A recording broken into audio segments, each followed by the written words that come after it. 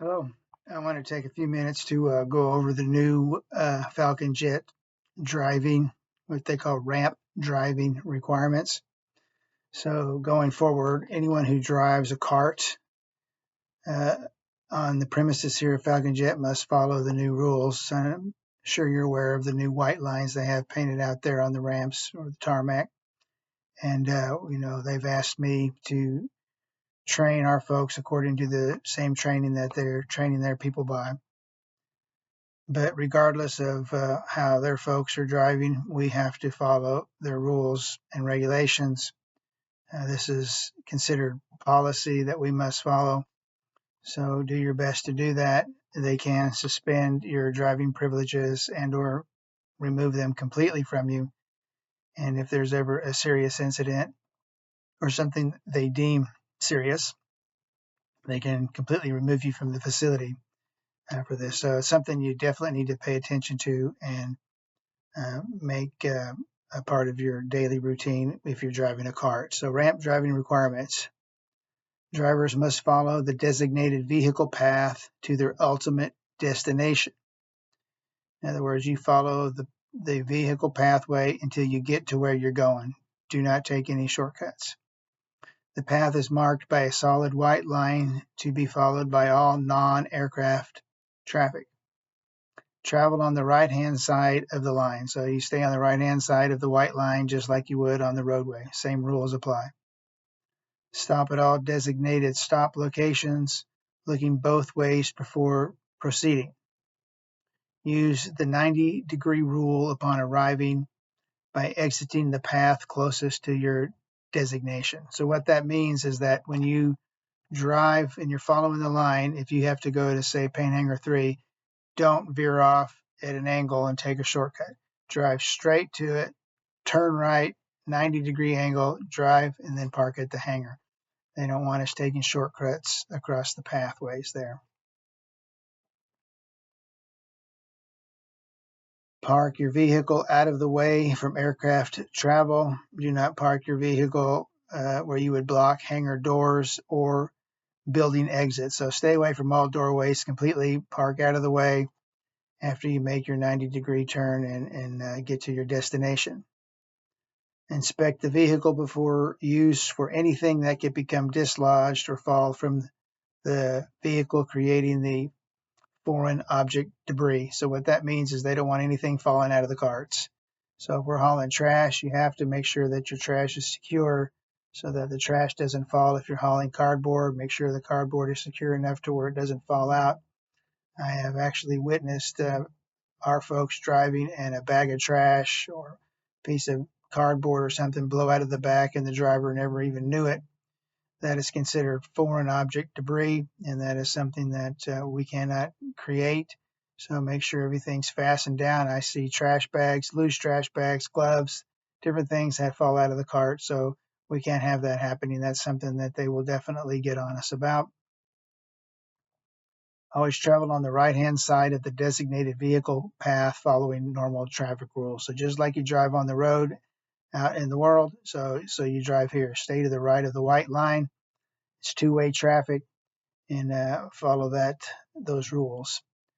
Do not pass another vehicle when traveling in front of you on the vehicle path. So don't pass anybody. If somebody in front of you is driving slow, you just got to drive slow behind them. You can't swing around, pass them, and go fast. There is no passing lane for doing that.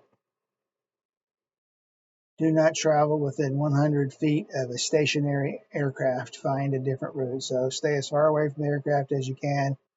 Go as slow as you can when you drive around them, uh, and don't stir up the guys there that are watching the aircraft, and making sure that we remain completely safe.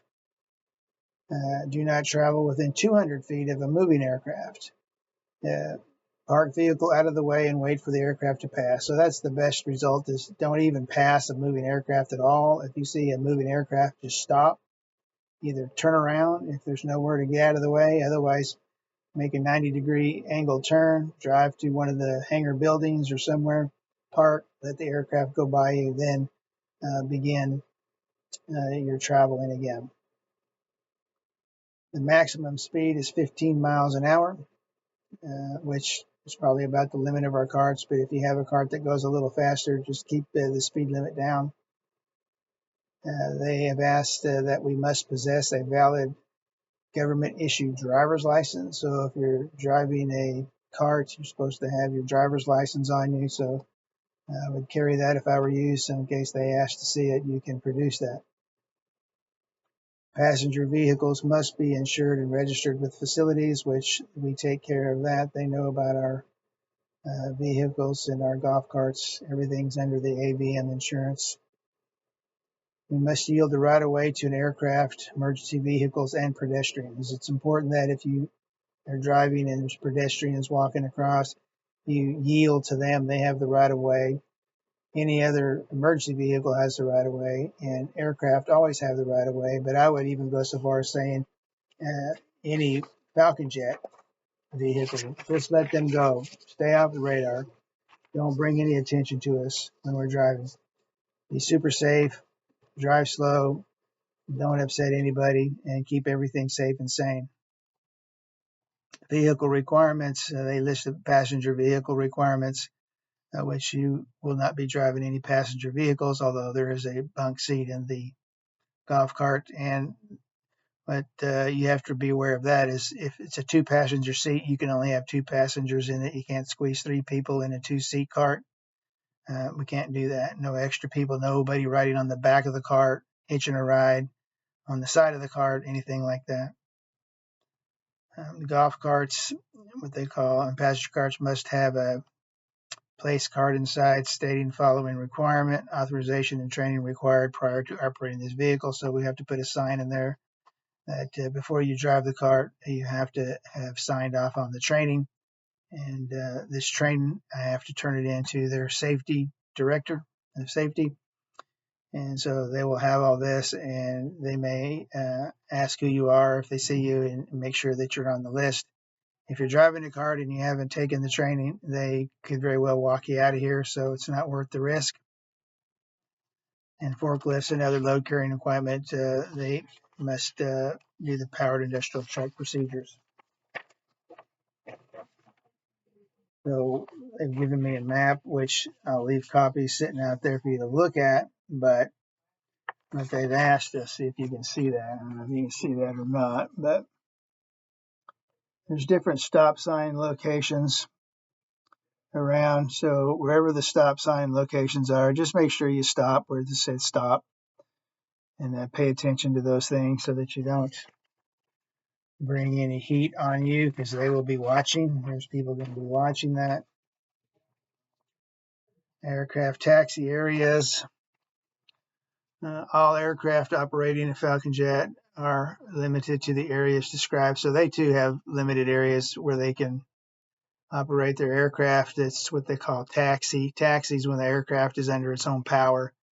They can only do that to certain areas. And you see a sign that says no taxi. That means they can't drive past that under aircraft power. They have to stop and have the vehicle towed at that point. So we need to stay away from those areas, especially when you see aircraft in there. Again, that's part of the moving traffic, things of that nature. Where the aircraft taxi area are the green areas. So everything in front of the service center is aircraft taxi area over to the one side of Hangar 14, and then in between Cabinet Shop and Hangar 6 is a taxi area. Otherwise, the rest of the areas are where they have to tow the aircraft. So that's the basics of the ramp driving requirements. So just don't bring any attention to yourself is the main thing. Drive safe, drive sane, stay out of everyone's way, be super courteous. Don't insist on your own way. Don't insist that you have the right of way. Just if you're going to err to the side of caution. Don't say, well, I'm in the right and you're not. That doesn't matter. We're contractors out here. We're going to do whatever we got to do to maintain our contract and not stir up any agitation toward us with Falcon Jet management at any level, from administrators down through safety and security. So they'll be the ones probably monitoring that and keeping an eye on that. And don't worry about other Falcon Jet people. That's for Falcon Jet to manage. We just have to manage ourselves. So stay safe, always be courteous, and always do the right thing. Thank you.